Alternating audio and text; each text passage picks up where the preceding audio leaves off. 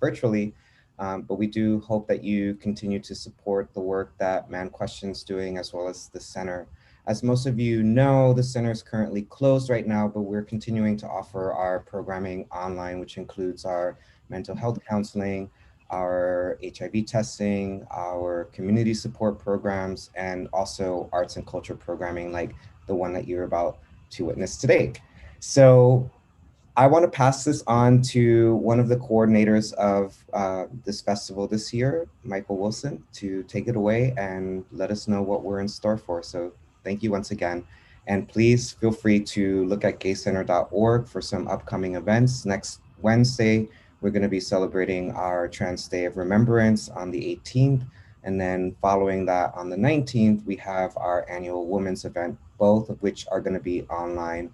But for more information, you can check gaycenter.org for updated info and ticket info and more. So again, thanks for joining us, and take it away, Michael. Thank you, Richard.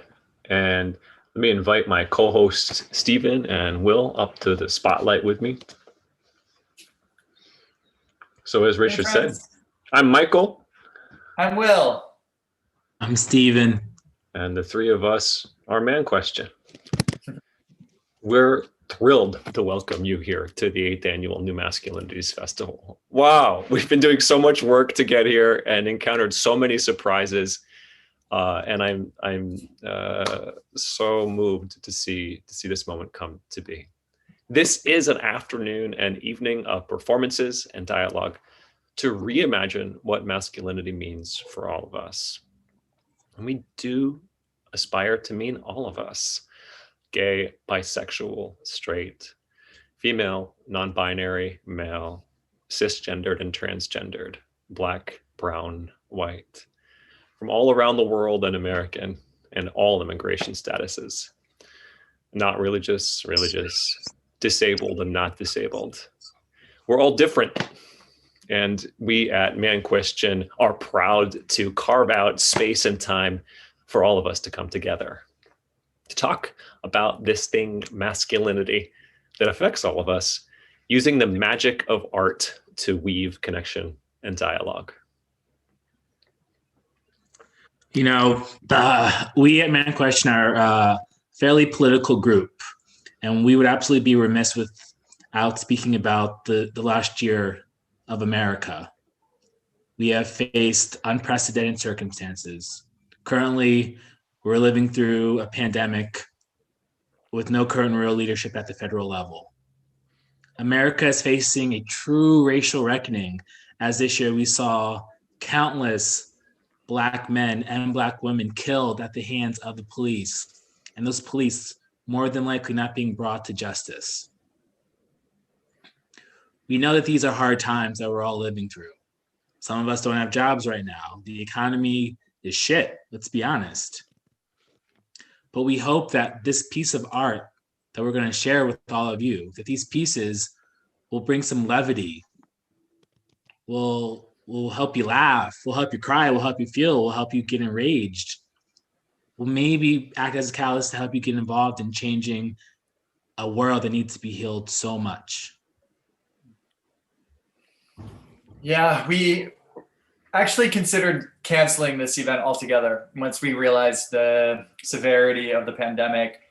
And then we talked about it and we said, you know what? We need this. The world needs this, maybe more than ever. We need to come together. We need to connect. We need to cultivate and celebrate art and creativity. We need to create community and create space for conversations around what's happening and continue the conversations around masculinity and manhood and our relationship to it. And so we're so thrilled that you all came to join us today so that we can keep this going. As we're all in our quarantine spots, are the arts doing well or are they struggling? If you're at the top, you're fine. You know, if you've got a big Netflix situation going on as an artist, there's plenty of demand for Netflix. But for people at the middle and the bottom, this is really hard. Grassroots theater projects, gallery spaces are just ravaged. So this is really an exciting moment for grassroots artists to sustain each other and be sustained by an audience in terms of sharing their work and in making some money. So we encourage you to donate. If you bought a ticket, thank you. If you came here with a free ticket, welcome and thank you for being here. And whatever your situation is, we invite you to consider making a donation. The way to do that is to go back to the Eventbrite page. Here's a quick link to it. Boop. And click ticket. But instead of buying a ticket, click the donate option. And if you have donated already, thank you very much. Okay, so how do we do a festival on Zoom? I'm actually so excited about this. I was so skeptical, but now I'm really into it. First of all, you can follow along the schedule for the day at the festival webpage. I'll paste that in. What we're in right here now is the main room. It runs from 2 p.m. to 5 p.m. Eastern. We'll take a break and then be back for After Dark at 8 p.m. Eastern. You're in charge of your video. You can click or tap start video or stop video at the bottom of the Zoom screen to see and be seen. As for microphones, we're muting everybody during the performances. We love you, but we don't want to hear your TV in the background. During the dialogue section, you'll have the option to unmute yourself and speak. You can click or tap unmute at the bottom of the Zoom screen for that. You can always chat by text. On computer, click chat at the bottom of the screen. On the phone, tap more and select chat. Some performers will even ask you to chat at them. You'll have options for, you have an option for how to view the pieces. The best way to see performers is in speaker view. On the computer, select speaker view in the top right. On the phone, swipe left or right until the middle of the 3 little dots is filled in. And you can play with your view to see the content the way you want to. You can also add your pronouns to your name. You might notice it says he, they next to mine. Click the 3 dots by your video and click rename to change your pronouns. Oh my gosh, Mert, did we enable the subtitles yet? Zoom just started this feature that automatically makes a transcript of the text. So Mert has enabled that. So you can click view subtitle, and then you'll see a augmented reality machine to make its best effort to give us live subtitles for people who are deaf or hard of hearing, and for everybody. Universal design, right? Okay, we are recording and streaming the performances onto YouTube Live. We're not recording the chat, so it's pretty easy to keep a low profile and participate in the chat. However, there's always the chance that someone will read the chat out loud, so you're not totally anonymous. But when we go into dialogue sections, we're not broadcasting or recording those. So you will be, you won't be broadcast by us in that. We'll remind you of that when we reach those sections. All right, Will, over to you.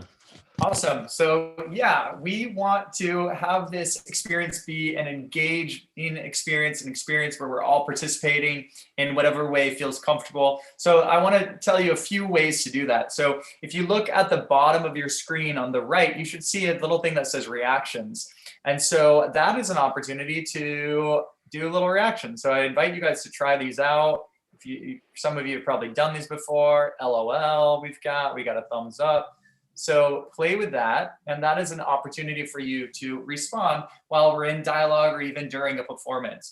A couple other ways. So if you have your video on and you want to respond, a couple signals that you can use to do that are these. So if someone is sharing, we're in dialogue and someone is sharing, and a point that they're making resonates with you, you can give a little like hand wave. That kind of signals that my truth is similar to your truth. I really identify with that. So if you guys want to try that, if anyone's, so that's a little hand wave. If something that someone says or if a piece that you're watching really moves you, you can share that by just going right here. You can all try that, just tapping on your chest, touching your heart. And that's telling us that you feel moved in that moment. And then a way to give props or kudos and celebrate each other is twinkle fingers. So let's try this, some twinkle fingers up to the screens after a performance, after someone shares, twinkle fingers, I love it. All right, awesome job, guys. So now that we've got it all down, I think we're ready to get this party started, yeah? Oh, Will, I'm going to jump back in. And if you want to change Sure. the skin color of your reaction hand, you can go to the options in general options and click change skin tone reaction. It's like skin tone or something like that. So there you go. Awesome. Okay, cool. I think we are good to go. So we're going to get this party started. And I am really thrilled to introduce our first piece, which is really timely, it's really poignant, and it's also really funny. So please enjoy this kickoff act, The Damnable Deprivation of Dimitri. It's by Catalin Stallion and Gabriel Stallion Shanks.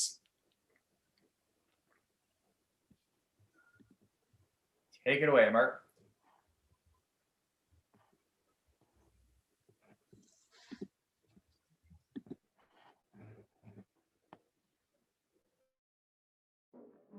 N-a avut nicio problemă și pur ca o problemă. Când au venit aici au zis, domnule, da, n-am ce treabă cu noi. Acum i-a dat gestul ăsta. A făcut un rău celorlalți pe care i-a târnit, hai să-l dăm afară pe ăsta, pentru că i-a pus într-o lumină proastă, i-a lăsat acolo pe ei în cameră cu gergel. Până la urmă, ce facem? Hai, o lungim prea mult. Prea mult, pe mine m-a venit faptul că Alex a început să așa să vră toată chestia asta. Dacă mă vedeți, dar nu știu. El a greșit față de toată lumea, nu merge. Părerea mea să chestia asta.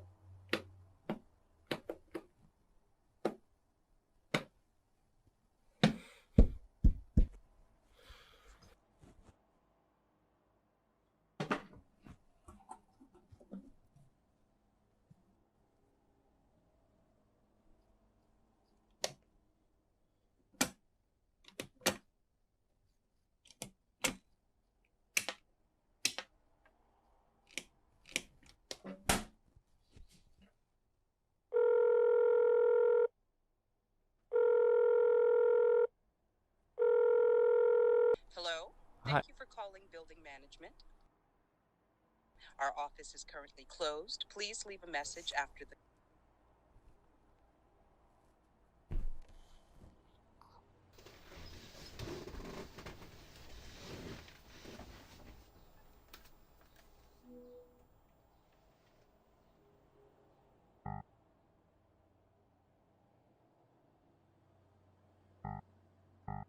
Fuck.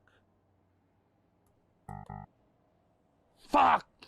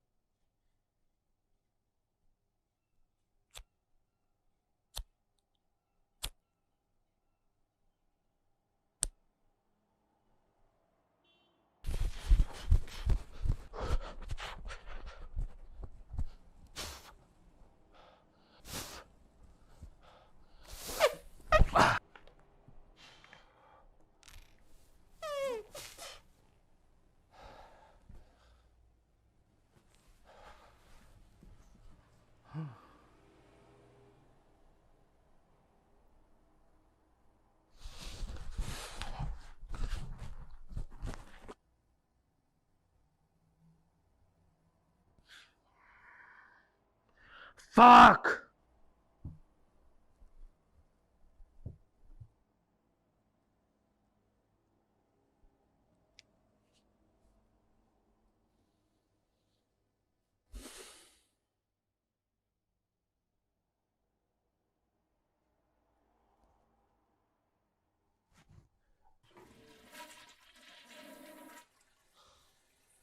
Fuck!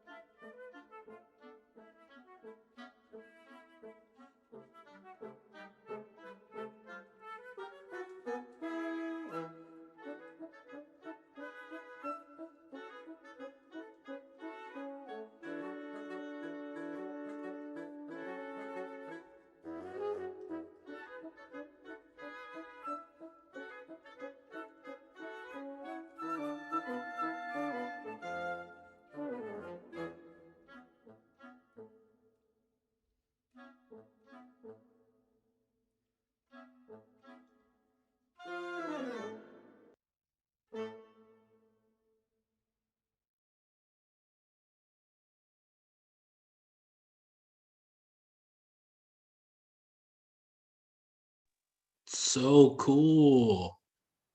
That was so, what a way to start. What a way to start. That was my life since COVID. And that's something I can absolutely empathize with.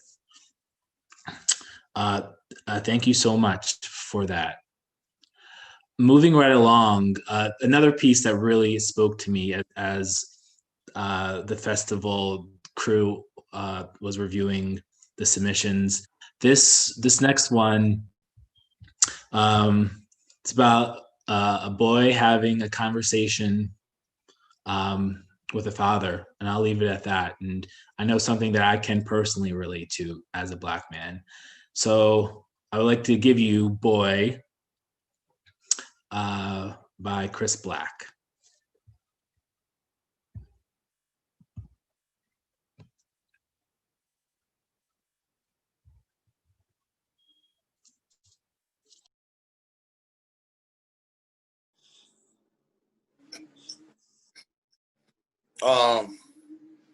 Where the hell you think you going? Out. Out where? Don't you see that it's late, son? Yeah, to see friends. I'll be fine. I didn't ask you if you'd be fine. I asked you where the hell you thought you were going. And the last time that I checked, the list of acceptable responses didn't include out. So where you going? Going to a friend's house. And it's a friend you can see at school? Yeah. Then why you can't wait till tomorrow morning to see him at school? Cause What? Didn't you hang out with your friends when you were my age? I sure did. On weekends, in school, hell, maybe even after school. But on a weeknight after the sun done went down, I might have been brave to try that during the summer, but my daddy would have whooped my ass to pieces if I'd have did it during the school year. Well, I'm sorry, but times have changed. They sure have. You know it's gotten more and more dangerous than ever before. You go out in them streets and God knows what could happen to you, son. It's a jungle out there. I'll be okay. It's like a block away. Oh, goodness gracious. And you are being very persistent with it, too. I know there's nothing wrong with wanting to go hang out. Off, you got some nerve. I'm How just dare saying. you? Whose house is this? It's not even about that. That's not what I asked you now, is it? What do you want to know? I already asked my question. Besides that. One at a time, son. Answer my question. I forgot the question.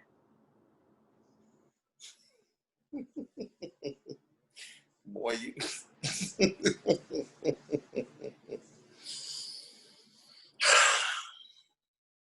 Whose house is this?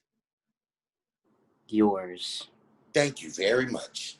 And Ma's. Boy, I swear. I was raised to be honest, and I'm being honest. Your mama ain't here right now. So right now, at this moment, it's no one's house but mine. I'm not sure that's how it works. That's not what I asked you now, is it? But you did. You asked whose house this was. No. But you know what? That's not even besides the point.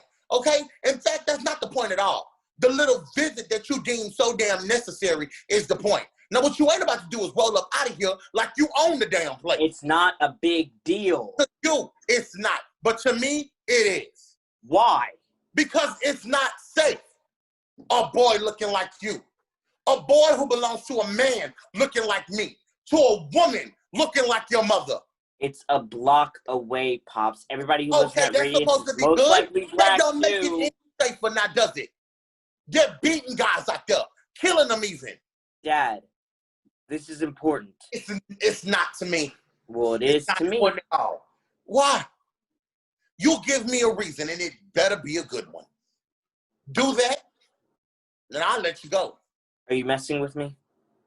No. One good reason. But don't get quiet now, Quinn. I'm all ears. It's just something that's got to be done now. Well, why can't it be done in the morning or tomorrow afternoon even? Because it can't. Reason. It just can't. It's not good enough. See, you're losing the game so far, son. Don't you want to play? We can't be friends like we are in public.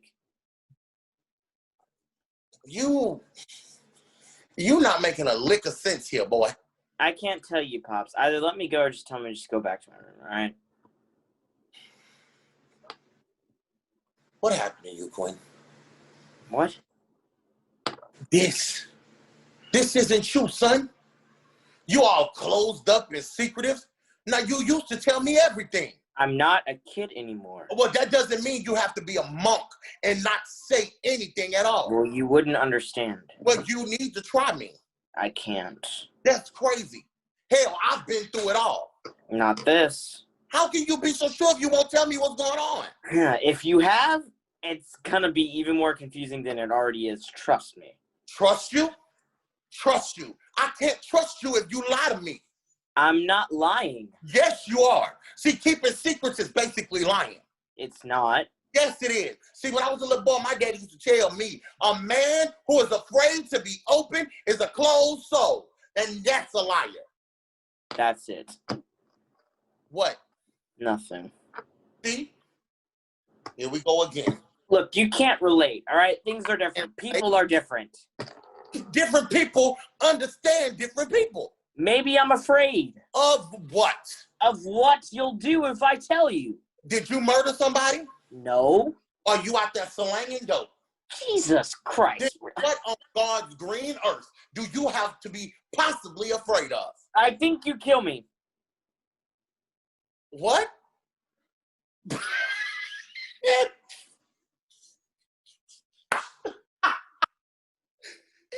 No, what? Wait, what? Wait. You're serious? Hey, don't you ever say that. You asked? No.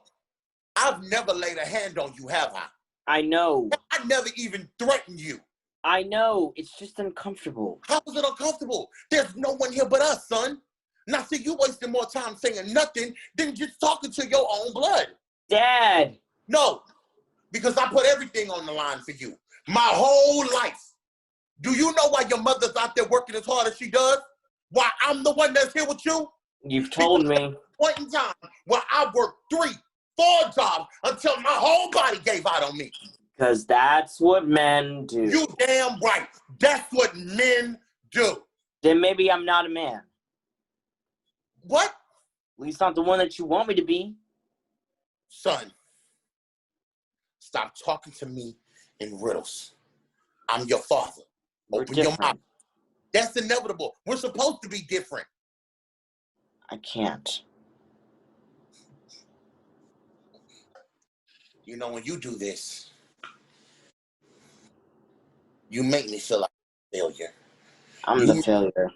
I did something to you. So where you don't feel right coming to talk to me. You don't want to know who I am. You act like I missed something along the way. Sir. Sir? My friend. Yeah. Is more than a friend. Oh. Oh! Man, that's all you had to say! You're trying to get your pimp on. Excuse me for asking. Look, I'm not trying to step on your toes, brother. The little girl must be waiting. It's not a her. What was that, son? Nothing. I thought we were past that. I said it's not a her. Well, what do you...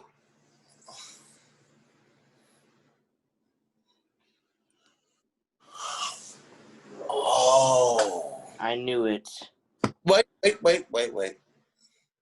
How long?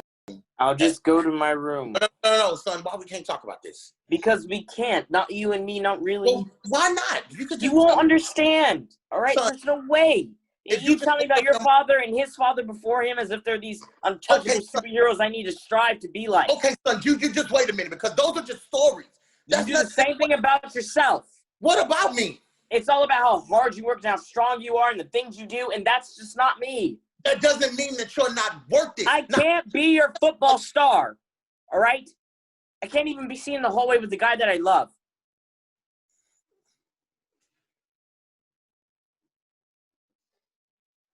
Are you saying you're in love? I'm sorry. No, don't be. Yeah, I'm in love. Well, okay, that's good. Well, see, about me. This. Let's finish, okay? See, your mother, she was my first love. Hell, my last, shoot. My only. That's something special. See, the world was different then, too. But son, don't define yourself based on me. See, we had you when we were young. We didn't have no idea what the hell we were doing with this body, this soul that we had created. We tried our best, and I promise you, son, you ain't failed us for one single second. Now, I admit, you got all these strikes added up against you. And you choosing to be something that a lot of people don't vibe with in an unforgiving world. But that don't make you weak. You hear me? No, son, that don't make you weak at all. That makes you stronger than I ever could have been. Now you can leave. You're kicking me out? Well, boy, God, no. You can go ahead and go to this guy's house. Really? Yes, for 1 hour. Now, I don't care what body parts you like, but if you come in my house late, I'm going to whoop your whatever ass. Yes, sir. All right. You have a good time. Hey, remember, I love you. Thank you. No. Thank you. Why me? For being braver than I ever could have been. For loving harder than I ever could. Now, don't you ever stop being you, because there's half of me in there somewhere. And I know that half is strong. You know your strengths. So however you feel, you should feel. All right. I'll see you in an hour. All right. And that's 1 hour from when you step your foot out that door. Do you hear me? I hear ya. All right, now don't you be late, boy.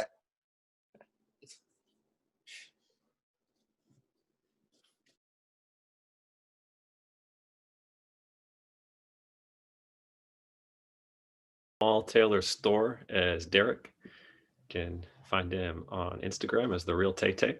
Jonathan Nixon is Quinn on Facebook at J Nixon. And as Steven said, that was written and directed by Chris Eli Black. You can see the credits dropped in the chat there. And beautiful work. Amazed at the chemistry that they were able to have through Zoom. This next piece.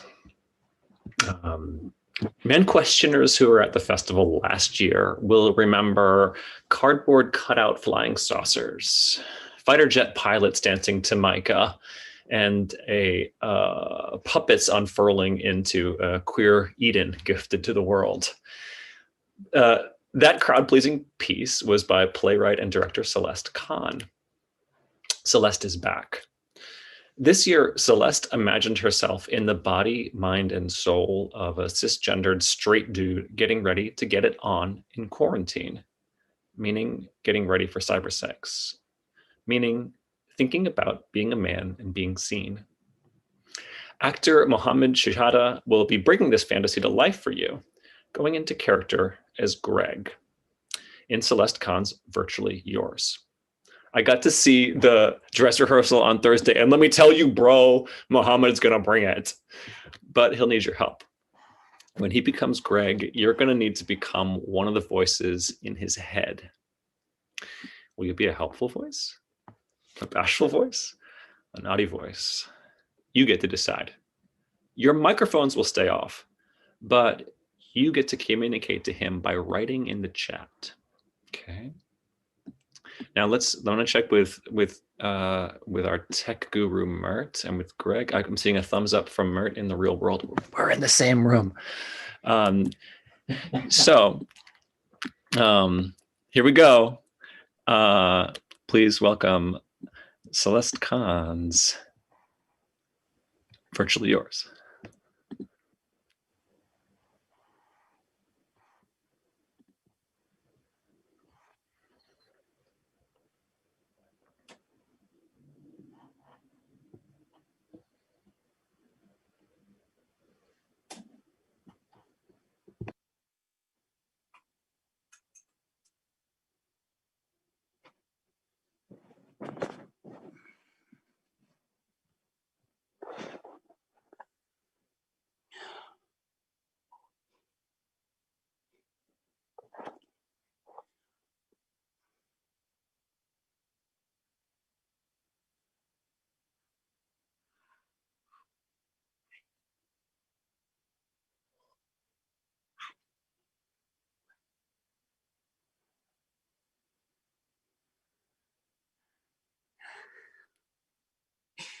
Yeah.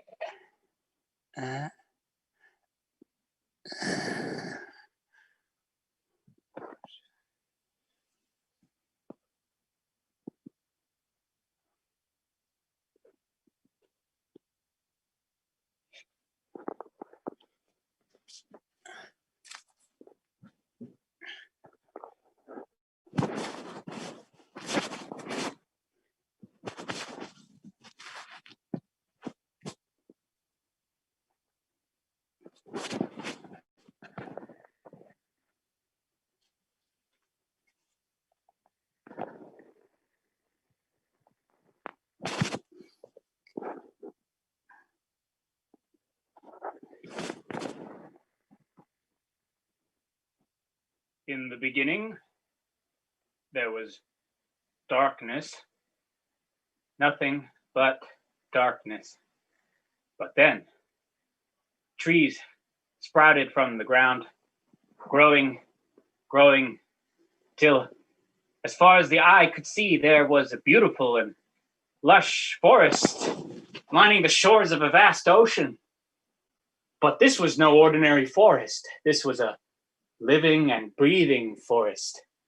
It rises and it falls.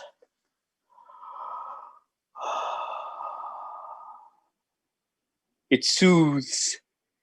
It moves. It grooves. And atop this forest is a shallow canyon, a muscular, yet not overly so, shallow canyon, rugged and glorious. It swoops upward, sloping in a gentle yet firm manner towards a strong yet delicate, till finally the luscious red, slippery, wet edge of a voluptuous cavern pops into view. Mwah.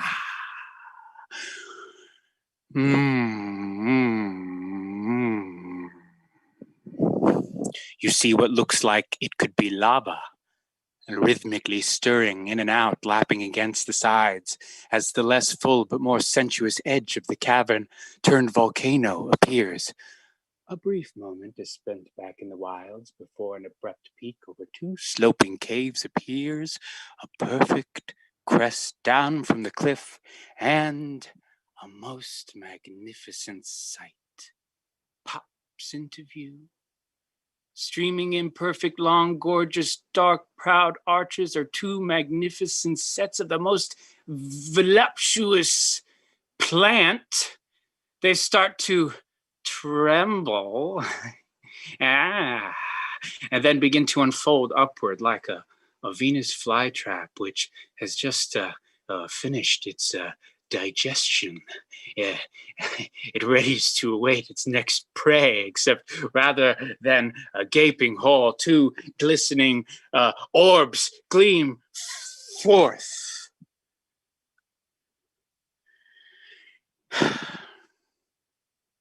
Yeah, maybe that's too much. Is that too much?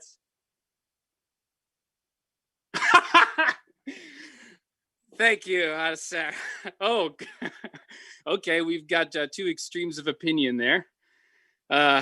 Thank you for the feedback. I'm never gonna get anywhere if I don't get any of that. But looks like I've stunned the crowd into. Thank you, hon. I knew you were kidding there. But I do kind of think it's too much, except for the part, actually, I think my shirt would maybe be off during the whole thing. Yeah. Cause I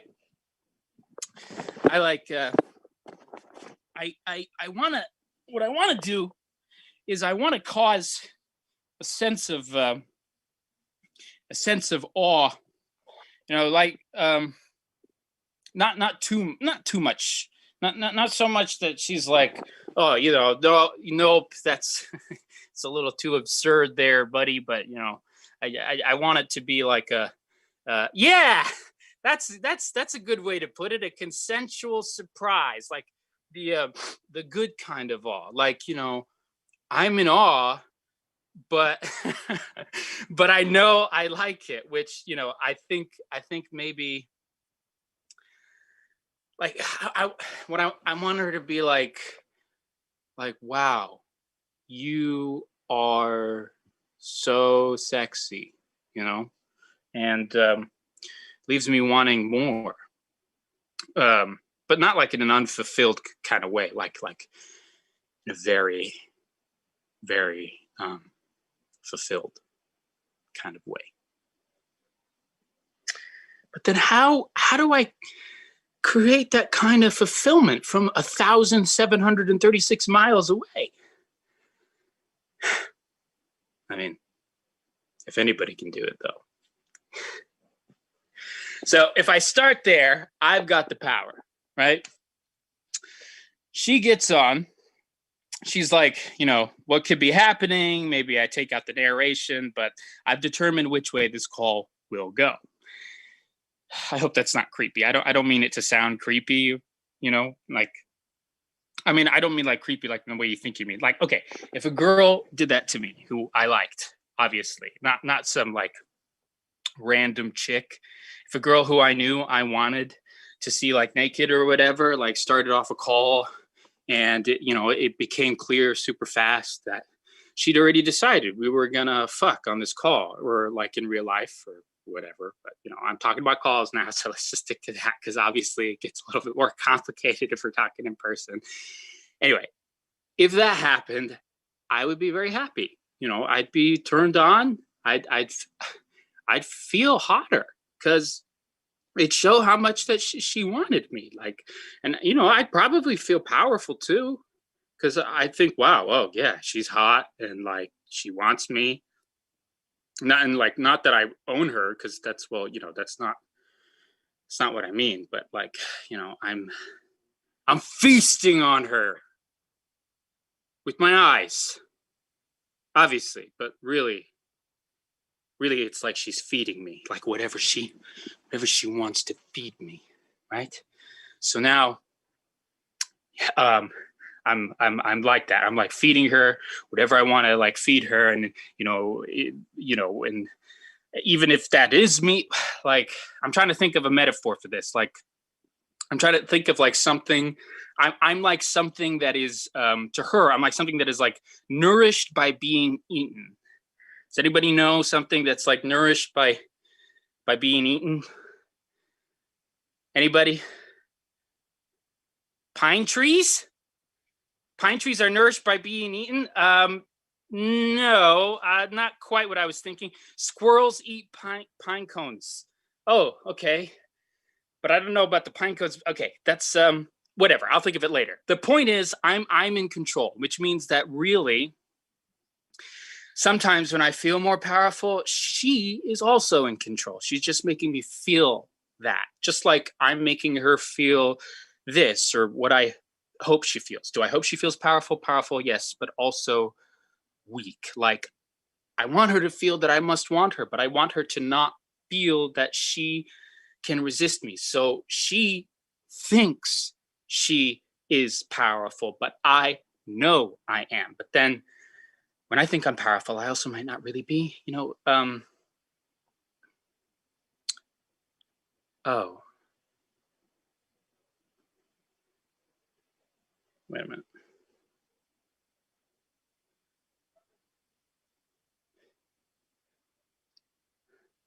Oh, yeah. Yeah, thank you. Thanks very much. It's the only thing saving this whole situation right now is my hair. Whew. Hey. You are so sexy. You make my pussy so wet. You make me think my vagina is a pussy. Oh, I make your vagina into a pussy. Well, you make my penis into a cock.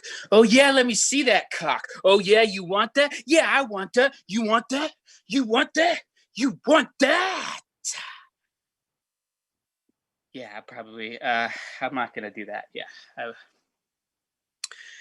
Okay. I got time. I got more time. The more time, the more anticipation, right? Because, I can make you want me, but, I want to make you need me. I want to, yeah, subtler, but like, cause I want you to beg, but not because you want me, because like you need me. Cause if you don't have me, you feel like you'll die, and I can make the choice. Like, do you live or do you die? Just by being needed, by being wanted, by like making myself into this thing, like this thing that is not really like a man or a person or anything, but like this thing, like I want to be sustenance, like food. But when you eat this food, the food is gone, and I won't be gone. But how can I be sure? Maybe I'm not food. Maybe I'm like an idol. Yes, I am Jesus Christ, an idol to be worshipped, adorned, to be not worship. That puts a little bit too much distance between us. Well, if I can't be consumed and I can't be worshipped, then what the hell can I be?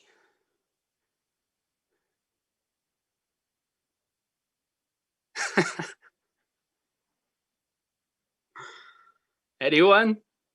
Drunk, loved? I guess we'll go with drunk, loved.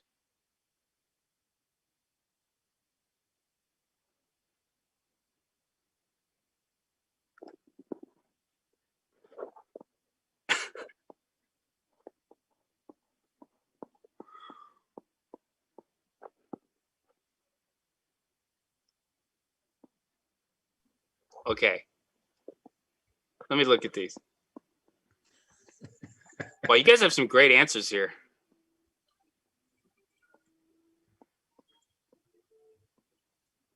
A parasitic worm is something that is nourished by being eaten. Oh my God, wow. That's actually right. We figured it out. I guess I'll be a parasitic worm to my virtual lover.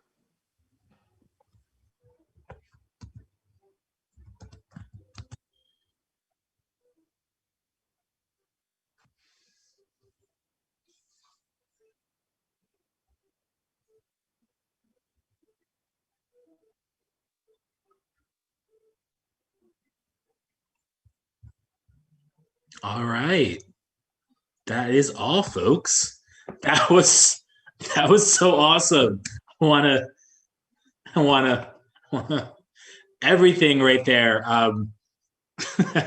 That's absolutely something that I can relate to. And Celeste Khan, the writer and director, kudos to you, my friend, and to Mohammed Shahata. Forgive me if I pronounced your last name wrong, Mohammed. You kicked ass. That was phenomenal. Thank you all for that. Also, something so very relatable during these times. So those were our first three performances. And in a typical man question New Masculinities Festival, Will, Mike, and I would approach the stage and begin a dialogue. And we would like to do that again here with you now virtually. So, we want to invite all of you to unmute themselves if you would like to speak. Feel free to also raise your hand. And as we just saw so brilliantly, you can also communicate any ideas in the chat. We also want to note that this part of the festival will not be recorded, the discussion. Well, as soon as this discussion stops, we'll begin to record again. All that said, how's everyone doing? How's Driftwood by Troy Rocket and Sam Vernon.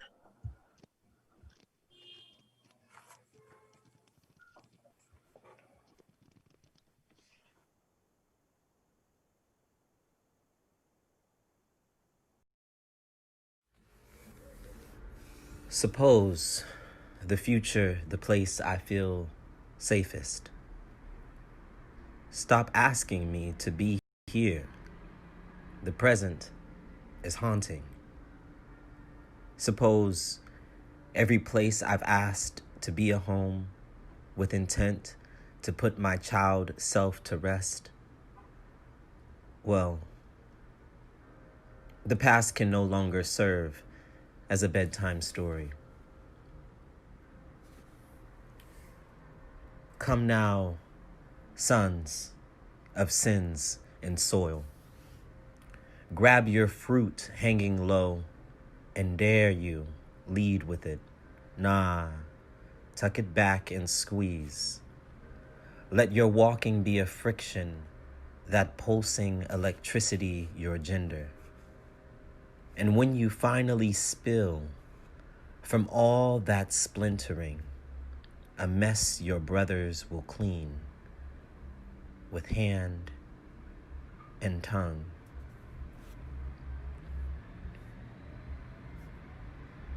Isn't it so? And whose God said, was it clay or Something about clay. But these limbs in this coloring, this all must have walked right from the middle of a tree. Or was it, am I branch that fell?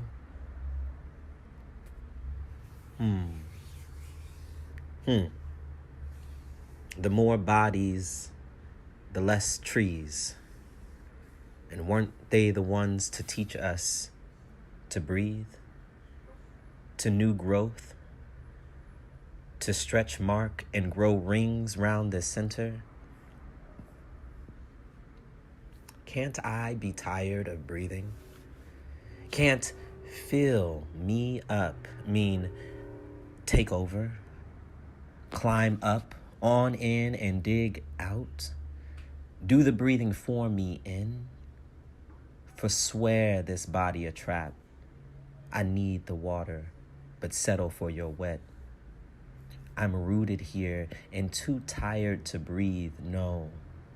Never mind the feeling. Can't you hear I meant air me out? Make me over.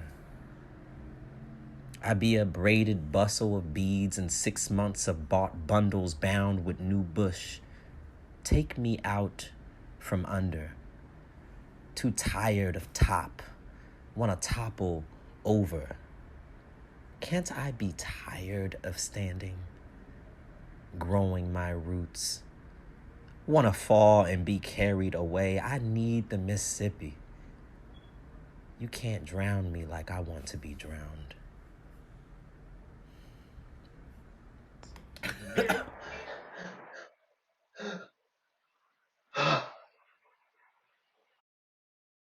Drowned in baptism, I resurrect as lover, drift bayous cypress-like and wood through warm currents. There is safety, a quiet, in unturned heads, eyes that won't croak at the corners. Tree-rooted, driftwood, or sand dune. Assigned female at birth, queer and a residue. The history piled up in us, the foundation of it all. Shores, do not misgender me. At the center, a country remembers those who hold us up. The trees breathe beneath us and say their names. Birthed from women, I don't count the men in my lineage. I wasn't born, I was birthed. No, I wasn't born this way. I was given. No, I didn't always know. I was assigned. No, this isn't about knowing. Gender can be undone. Casualties bitten into my making this body a weapon. Fresh bodies wearing hot grease, branded and pressed flat. Maybe this isn't gender at all. Violence. What I know of violence can be undone. What I know of violence is culture. What I will not take into my being male is rape culture. What I remember of the culture of growing up girl is this body breathing for me. Is black, is precious, is not protected enough, is growing fruit from my limbs, is loud and lever or levy.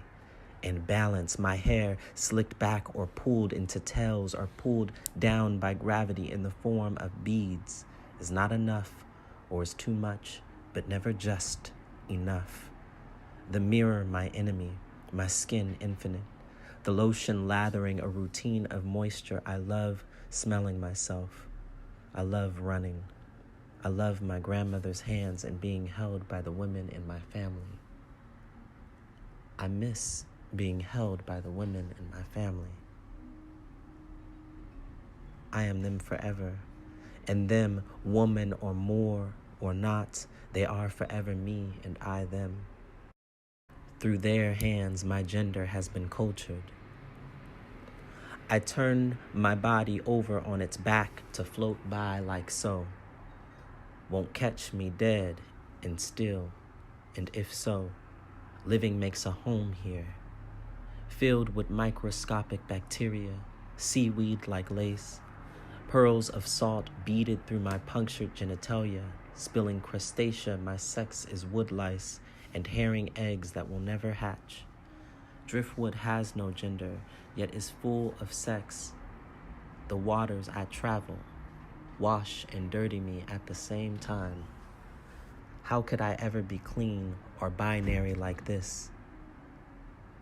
It's not all about sex, but since it is, why you are threatening my life, maybe you'd be less afraid or curious enough. All we'd need is more pause. Too many lives taken in haste. Here, watch me hold this body and keep it breathing.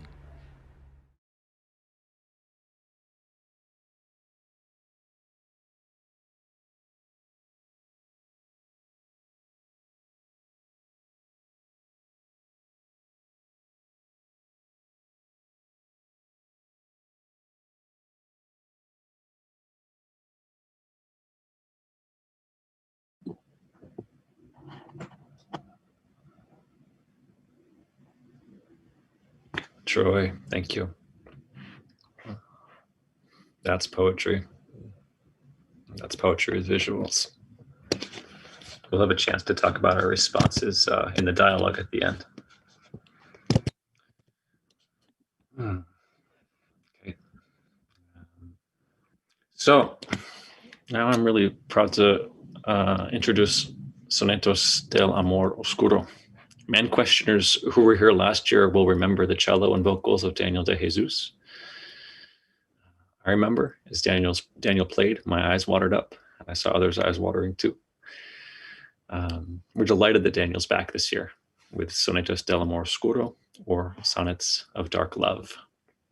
Allegedly, in 1935, over a series of melancholy afternoons and feverish nights, the poet and playwright Federico Garcia Lorca wrote 11 sonnets of dark love in the Hotel Victoria, Valencia.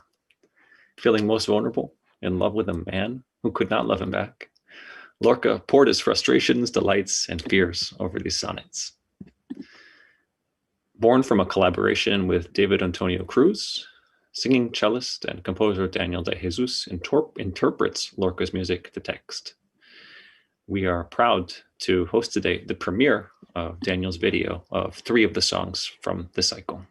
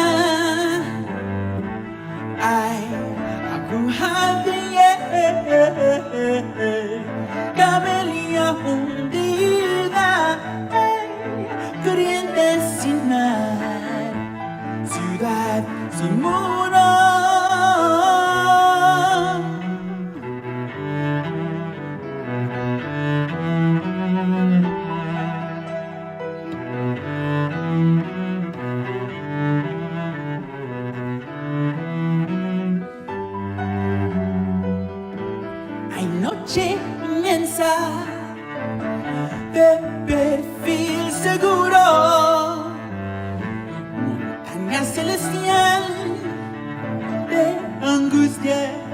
enguida.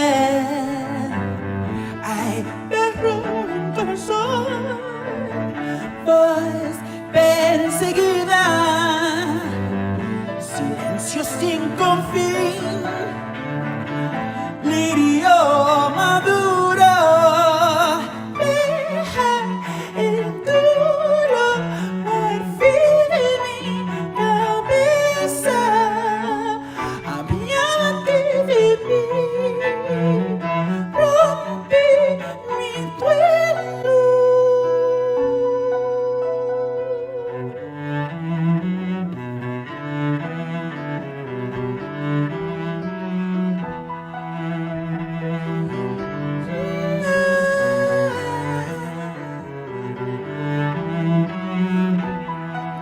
Hay noche,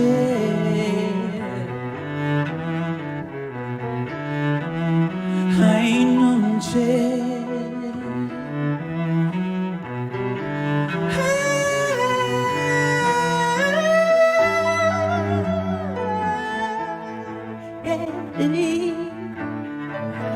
Caliente voz de hielo,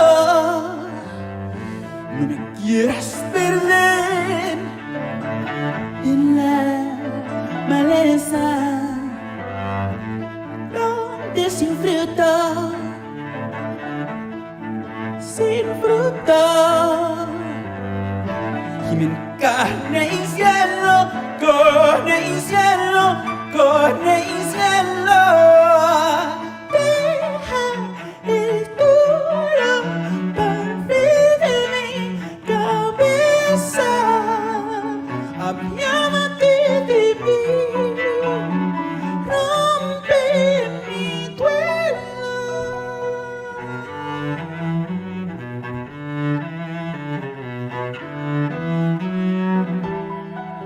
Que soy amor, soy naturaleza, que soy amor, que soy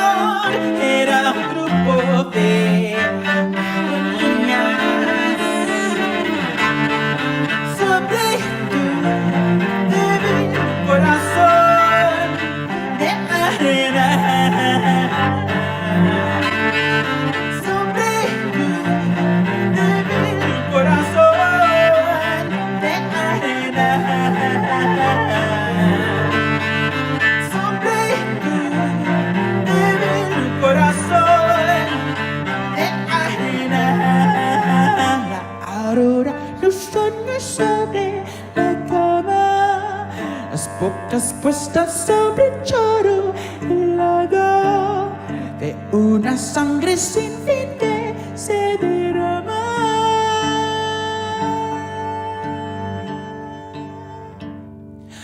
Y el sol entró por el balcón cerrado y el coral de la vida abrió su rama sobre mi corazón.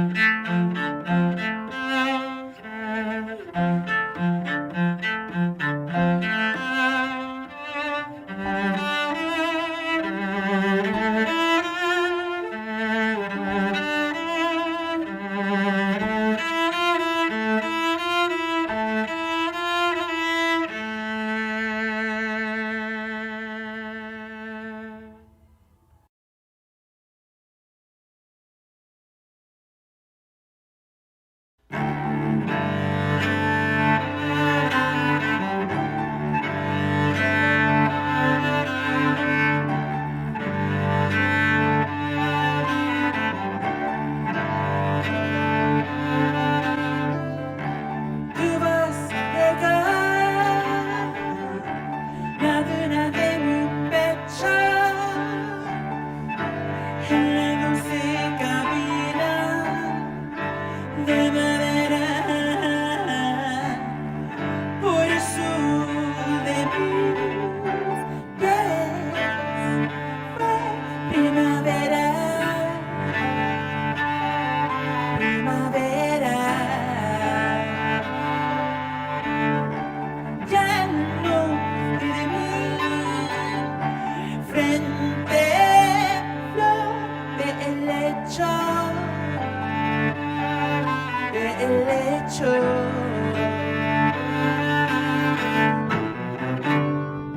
Vino de luz por el espacio estrecho, canta sin alborada y se me entera. Y mi llanto prendió por vez primera coronas de esperanza por el techo.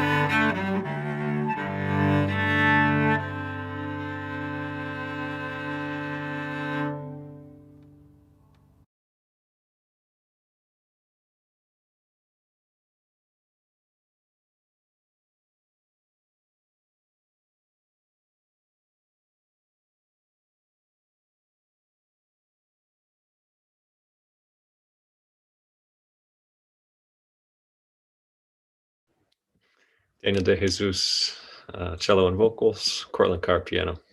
Of course, Lorca with the poems. Translation by Paul Archer in collaboration with David Antonio Cruz. Unfortunately, Jeff isn't going to make it. The poet, we had three poets, or three poetic pieces this section, and Jeff is not able to make it. But that gives us more time to be together and talk. So we're about to turn off the recording. Magical Mert behind the screen, would you do that? So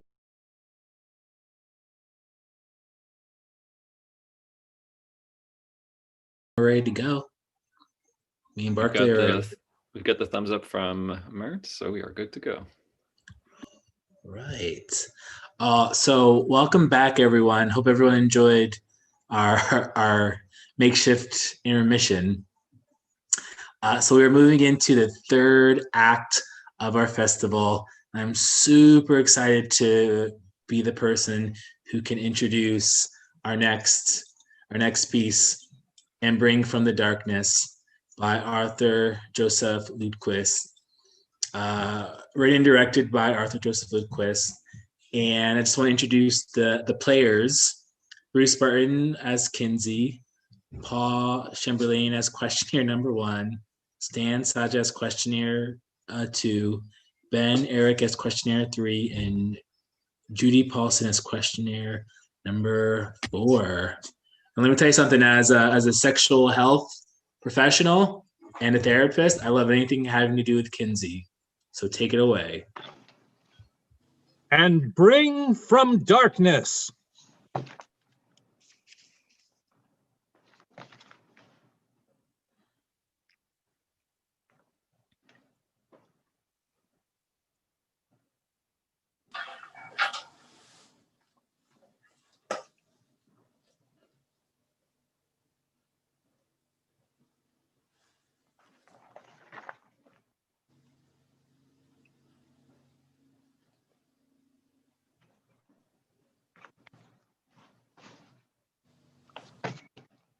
On what day were you born?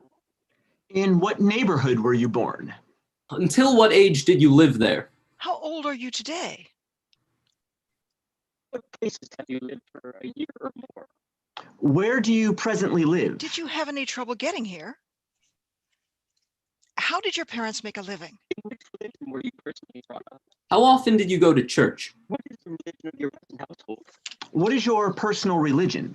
Could I get you some tea? Were you healthy as a child? Did you have any brothers? How often did you have hospital visits? Surgeries. Recuperation? So you were confined to bed for how many What months? hobbies did you have as a child? Special interests. Did you have any sisters? You attended school for how many years? What was your favorite subject? Activities. Sports? Which of these do you keep up today? How long did you attend college? At what age did you first learn that babies develop inside their mothers? Did you learn this from your mother? From your father? From other children. From other adults? How old were you when your voice broke? At what age did you begin growing pubic hair? At what age did you first menstruate? At what age did you first learn about the existence of sexual intercourse? Did you learn this from a parent? A sibling? From schoolmates? Good evening.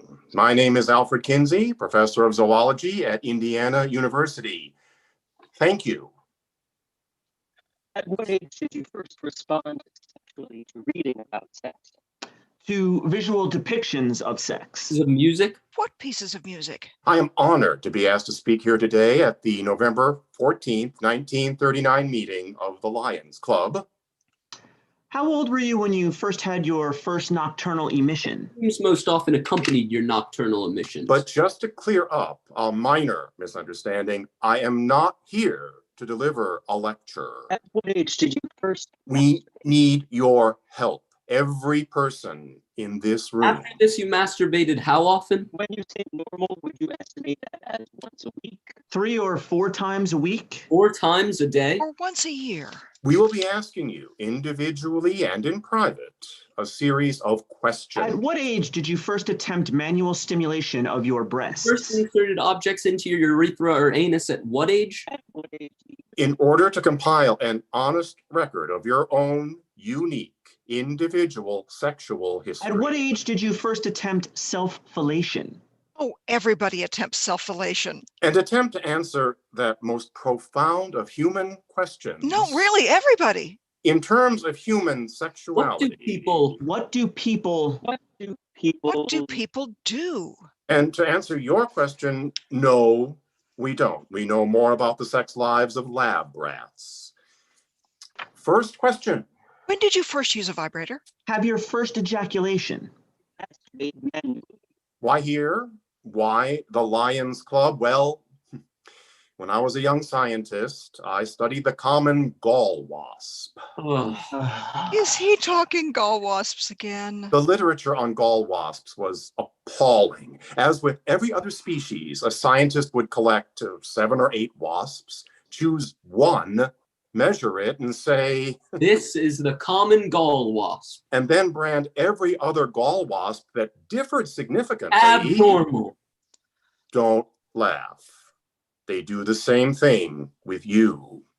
Now, in my study, I resisted any conclusions until after I'd collected more than 1 million gall wasps. They're all over the house. And after studying under the microscope 28 different measurements of every wasp, I discovered no two were ever the same.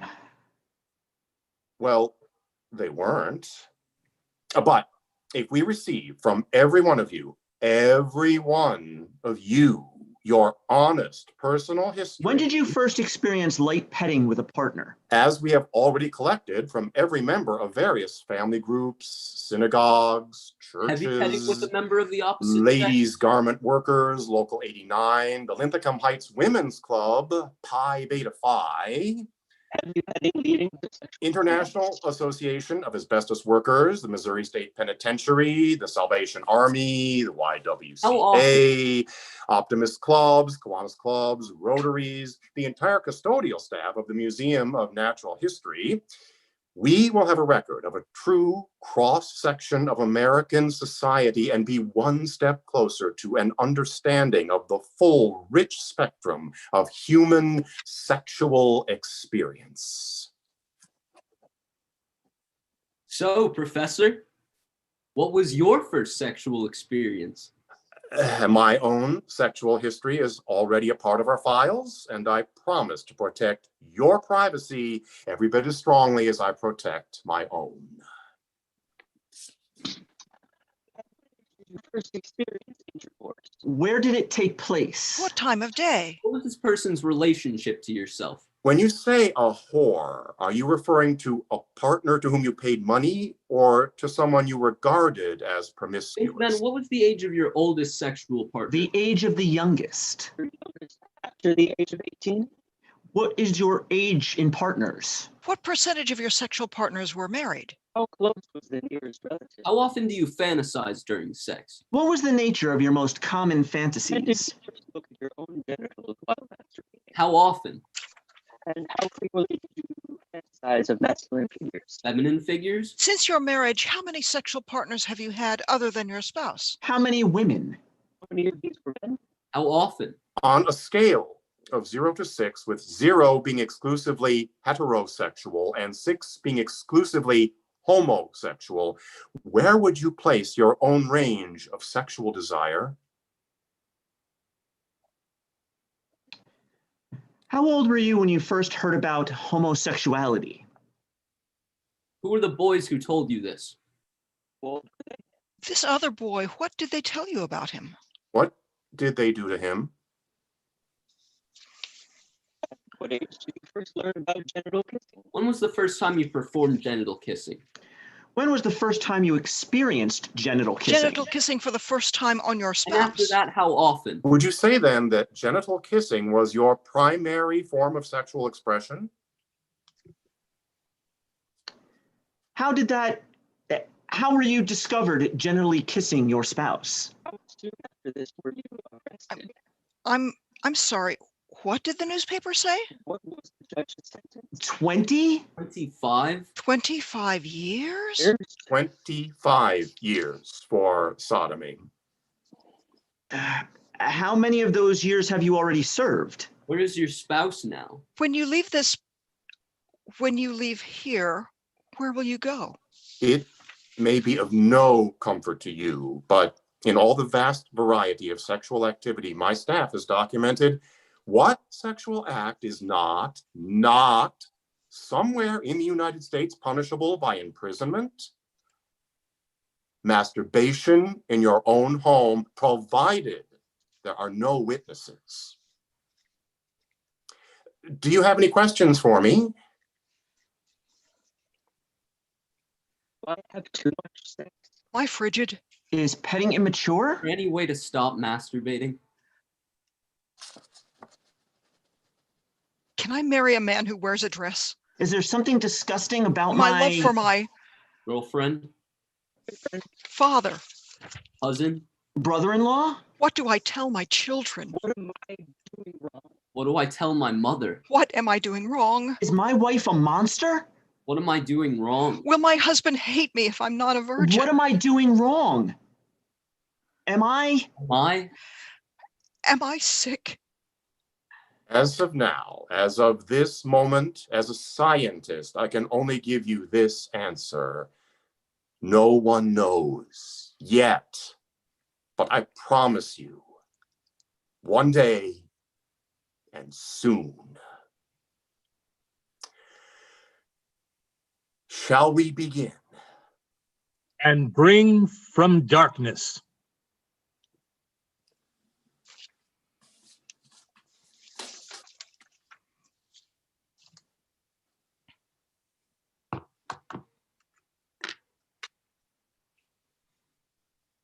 That was in Bring from Darkness, written and directed by Arthur Joseph Lindquist, with Bruce Barton as Kinsey, Paul Chamberlain as Questioner 1, Stan Saha as Questioner 2, Ben Ehring as Questioner 3, and Jody Polson as Questioner 4. Thank you all. Thank you all so much for bringing those words and that important moment of history to us. And I look forward to the conversation that we'll have as an audience together afterwards. Okay, now I get to introduce the child groom. Did you ever hear that urban legend growing up that if you kissed the outside of your elbow, you'd change from a girl to a boy or a boy to a girl? There was a library book about that, and I was obsessed with that.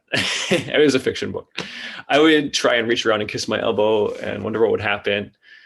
I'm really glad that the options aren't that black and white, binary, boy and girl now.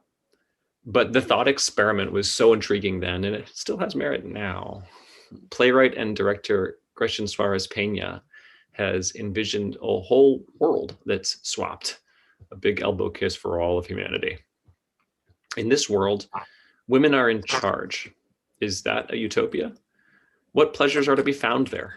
It depends on how these women in charge use their power. Meanwhile, we in the audience get to peer in on Gretchen's flip-flopped world. Get ready to eavesdrop on a council hearing of a most unusual petition in Gretchen Suarez Peña's Child Groom.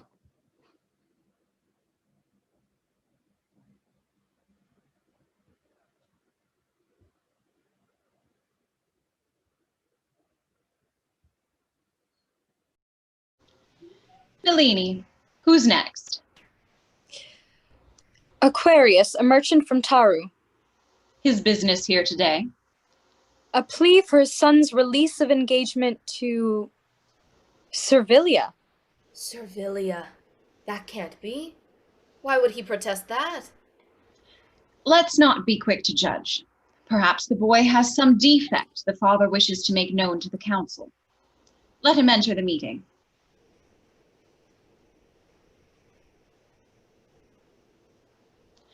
Aquarius of Taru, your request has reached our council for consideration.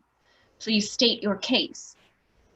Council, today I present my plea for the dissolution of the engagement of my son Triopas to Servilia of Alda. You are aware that engagements once agreed upon are binding? Yes, Councilwoman.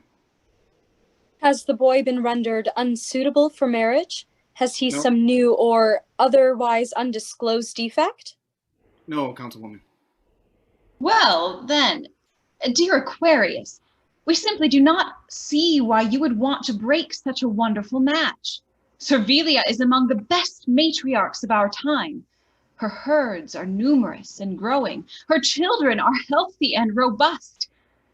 Why do you want to end the engagement? If it pleases you, head councilwoman, I have some reasons why I feel the match is unreasonable at this time. Proceed. Triopus has only seen 8 revolutions. He barely stands above my chest. He has not reached physical maturity. Servilia has 12 other husbands. Triopus would be the last and the smallest. I fear he may be unable to handle the responsibilities of a groom. He is my only son. He is also my smallest child. He has been under my care, and I fear he is emotionally unprepared to be departed from myself and his mother. Aquarius, it states here you're a merchant? Yes, Councilwoman. An independent merchant? Yes, Councilwoman? Your wife, her name, please? Marula of Sika. Sika. She is wealthy then. Why do you seek to be an independent merchant when your wife can provide you all that you need? Marula is generous in spirit as she is with her wealth. She allows her husbands to seek employment if they so choose to pass the time. Does she force you to work outside the home? Does she abuse you in some way? No, Councilwoman. As long as we perform our duties at home, she's pleased to allow us our pastimes. Which husband are you? The second head councilwoman. Second of 7. Not a bad placement. I am blessed. Now, what does your wife think of your plea for your son? Marula is very busy. She has left the plea up to me. She believes a boy should have at least 15 revolutions before marriage. 15! That's far too old. That should be the maximum, not the minimum. At 15, you would have far too many irreversible qualities. Servilia likes them young. 8 is fine. He must be trained in her household. You know our customs, Aquarius. Do you sincerely believe you can leave Servilia waiting for another 7 revolutions before she has her groom? Please, I beg you to reconsider. Why should we reconsider? I have a written statement from my wife. I would like to remit it to the council. All right. Submit the transmission to Councilwoman Ophelia for review.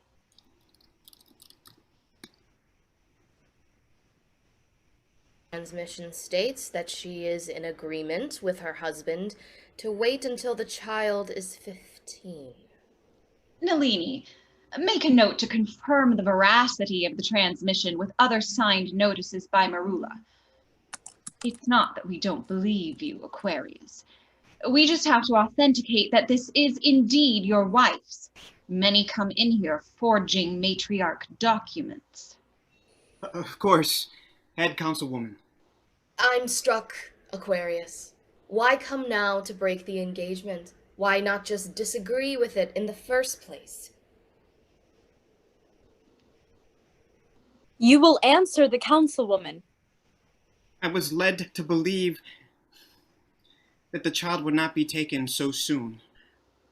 Servilia's initial proposal was a revolution ago. I was led to believe that it was only preliminary and that it would be conferred at a much later time. However, just 2 moons ago, Servilia made official her proposal and brought forth the groom price of 70 heads of cattle and the traditional grain and jewelry offerings.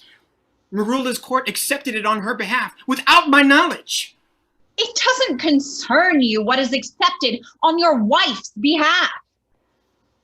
If you had wished for the engagement to not go through, the time to refuse was at the initial proposal, not at the time of the groom's price exchange. I see no case here for termination. If the child has his faculties, no defects, and is of teachable age, he should go forward with the marriage. Have you no heart? You forget yourself. He is my only son. He is my youngest child. He's small and defenseless. Why does Servilia need to have another groom? She has a dozen others. Her household, her legacy is secure. My child means nothing to her. Reserve your emotions, sir. This is not a matter of whether or not Servilia has enough husbands. That is her prerogative. Our law makes no rule on quantity. We only seek equity. As long as she can provide for her husbands, she is not barred to seeking another husband. You, and especially Marula, should know better. Servilia is the best possible match for your son. He could do far worse. You let your emotions blind you to the prominence this will bring to your wife. Your son may very well be the crowning jewel in Servilia's estate. There is no greater honor. You wouldn't be saying this if the roles were reversed. What if it was men that were sweeping up young girls as possessions, like you treat our sons? Would there not be an outrage within the land? Do not send my son to a life of isolation. He is but a small child. Do your duty and protect the most vulnerable of your citizens. You will kindly lower your voice and your gaze, Aquarius. You will not disrespect me or this council. Now, your wife may let you speak to her in such a manner, but here you will show respect and maintain decorum. Yes, head councilwoman. Nalini, make note. The engagement stands between Triopas and Servilia of Valda. Servilia may have her groom at the time of her choosing. Make note, the council requests a hearing with Marula of Sika. She should prepare a formal apology on behalf of her second husband, Aquarius, the independent merchant of Taru. Make note. His merchant license will be reviewed. His inventory and transactions audited from the last 3 revolutions. Let's not have any loose ends. Noted. Aquarius, you are dismissed from the council. Now!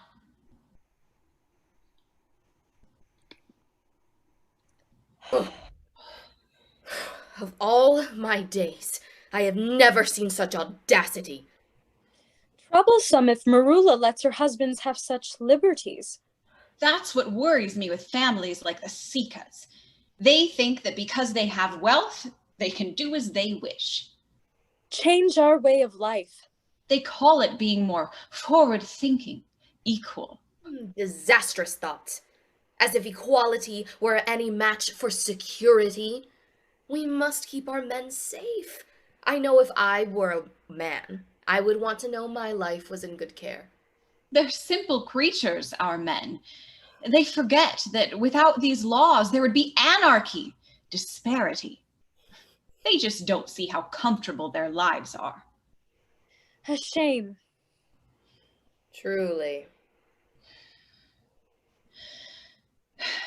Nalini, who's next? Bellatrix of Livia. She wishes to discuss an increase in armaments to their defense division. Livia always needs more armaments. Those savages to the north. They keep claiming it's their land. You would think the peace accords would have been enough. It's never enough with those savages. Let her in.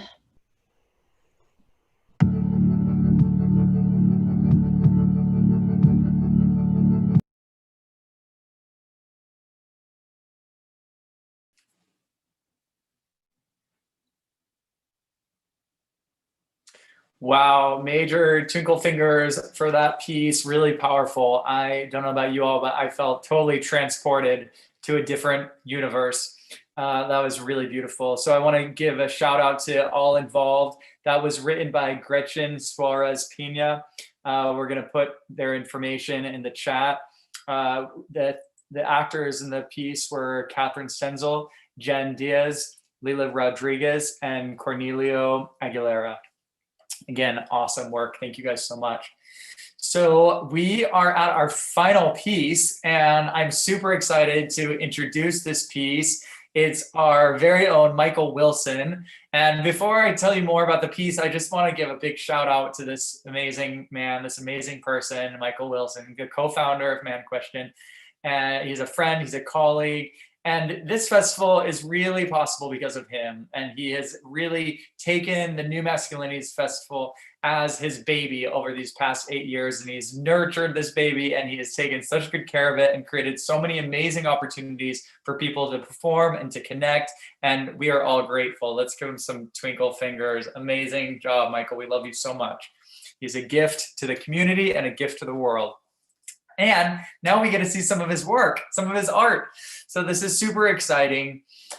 This piece is called Catch Spider Wolf Goddess, and it's choreographed by Amy Plush, and it's performed by Michael Wilson, and it's filmed and edited by Michael's amazing husband, who we should also shout out, our tech guru, who has done such amazing work for this festival and all the festivals. There he is, the man behind the curtain, Osmi Mert Erdem. We love you, Mert, and we're so grateful. And yeah, so he filmed and edited this piece. We are so excited to see it. Again, let us move right ahead to Catch Spider Wolf Goddess. Spider Wolf Goddess, Spider Wolf Goddess. Catch Spider. No catching. Catch Spider Wolf Goddess. Is that it? I don't know what got put in there, but it's just Spider Wolf Goddess. Oh, Spider Wolf Goddess. but thanks for all the love too. Yeah, of course.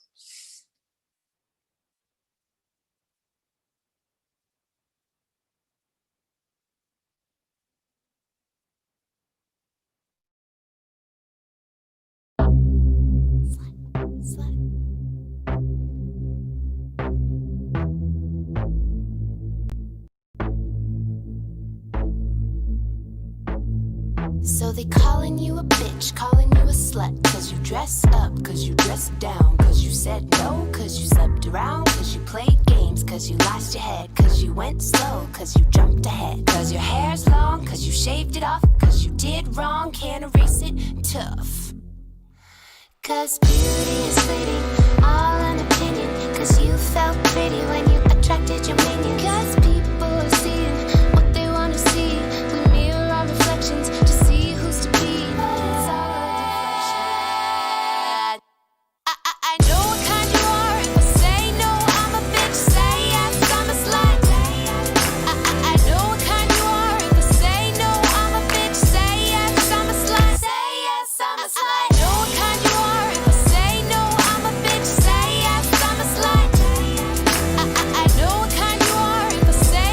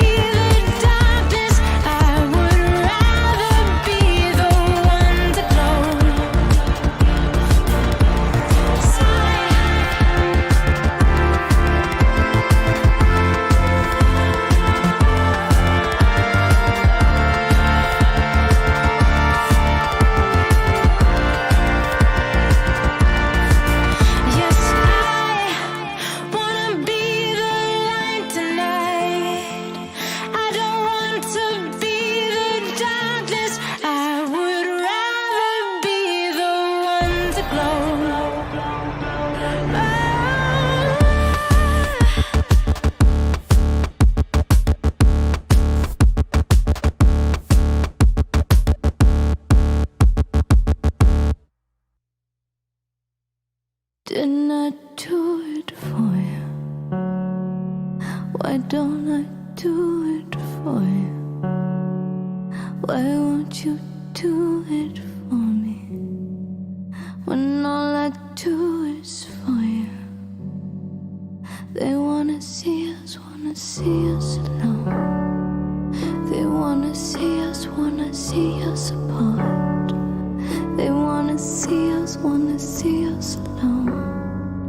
They wanna see us apart.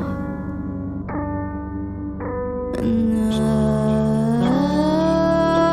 I just want to feel your love. And I don't want to have to share our love. I try, but I get overwhelmed when you're gone. I have no one to tell. And I just want to feel you're there. And I don't want to have to share our love. I try, but I get overwhelmed, all wrapped in cellophane. The feelings that we had. Didn't I do it for you? Why don't I do it for you? Why won't you do it for me? When all I do is for you. And didn't I do it for you? Why won't I do it for you? Why won't you do it for me? When all I do is for you. But I just want to feel you there. And I don't want to have to share our love. I try, but I get overwhelmed when you're gone. I have no one to tell. They're waiting, they're watching, they're watching us. They're waiting and hoping I'm not enough.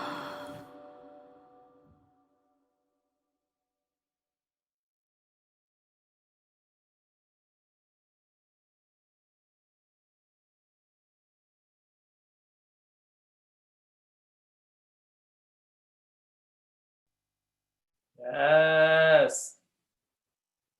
That was so epic. You all killed it. So beautiful. That piece was like a last minute decision to get it in there. And I'm so glad you all made that happen. What a treat. And the hairography, my goddess. And I see the sweater has made an appearance. Beautiful. So thank you all so much. That was just gorgeous. And now we're going to open it up. So I invite you all to switch to gallery view. We're going to open it up to a final discussion. And we're turning off the recording, so this part's not recorded. This last section was called Challenging Expectations. And a reminder, we had the piece